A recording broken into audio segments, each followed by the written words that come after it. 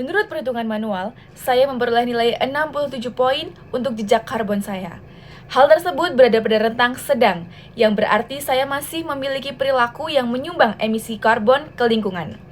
Menurut perhitungan digital, saya mendapatkan nilai 8,7 GHA untuk ecological footprint dan 14 ton untuk carbon footprint.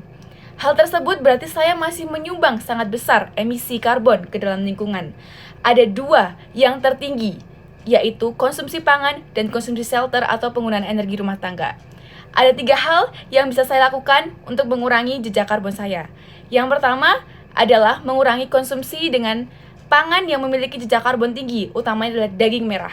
Kemudian yang kedua adalah mengurangi energi rumah tangga, seperti mengurangi penggunaan energi listrik. Kemudian yang ketiga adalah dengan menggunakan air secara hemat dan secara bijaksana. Terima kasih. Dari hasil perhitungan carbon footprint yang saya lakukan, diperoleh hasil 98 poin untuk cara manual dan 4,6 GHA untuk cara digital.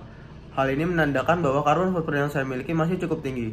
Hal ini disebabkan oleh penggunaan kendaraan pribadi yang berlebihan. Setiap hari saya bermobilisasi menggunakan kendaraan pribadi saya.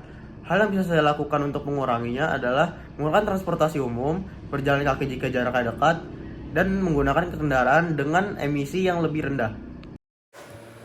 Berdasarkan analisis yang telah saya lakukan tentang carbon footprint melalui perhitungan manual dan perhitungan online, saya mendapatkan carbon footprint saya di angka 67 poin pada perhitungan manual, terletak di rentang sedang, tidak terlalu ekstrim, jadi gaya hidup saya tidak merusak tapi ada kebocoran. Kemudian untuk melalui kalkulator digital, saya mendapatkan total ecological footprint sebesar 4,9 GHA, di mana emisi karbon mencapai 7,7 ton per tahun, dan penyumbang terbesarnya ada pada jejak karbon sebesar 54%. Jadi, bila semua orang di bumi hidup seperti saya membutuhkan 3,3 bumi. Lalu, kekurangan saya ada di sektor makanan terutama, kemudian ada di efisiensi energi tempat tinggal, dan juga mobilisasi yang kurang optimal. Solusinya ada dengan diet rendah karbon, kemudian saya bisa audit energi rumah tangga, manajemen sampah yang cerdas, dan juga efisiensi transportasi jika ke tempat-tempat menggunakan transportasi umum. Cukup. Terima kasih. Oke, berdasarkan hasil carbon footprint kalkulator saya, jika semua orang di bumi hidup seperti saya akan butuh 1,8 bumi.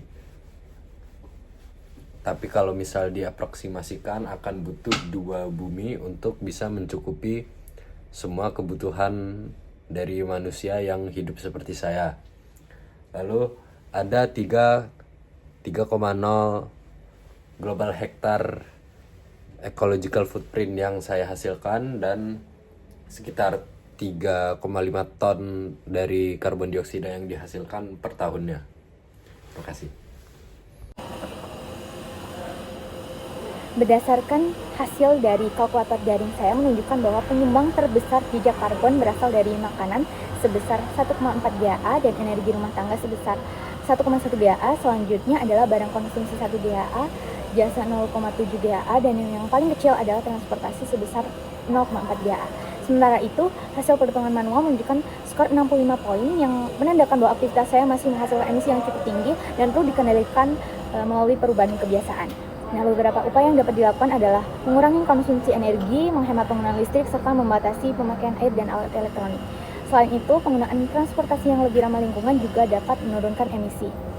Kesimpulannya, perubahan kebiasaan sehari-hari berperan penting dalam menurunkan jejak karbon dan menjaga lingkungan. Terima kasih.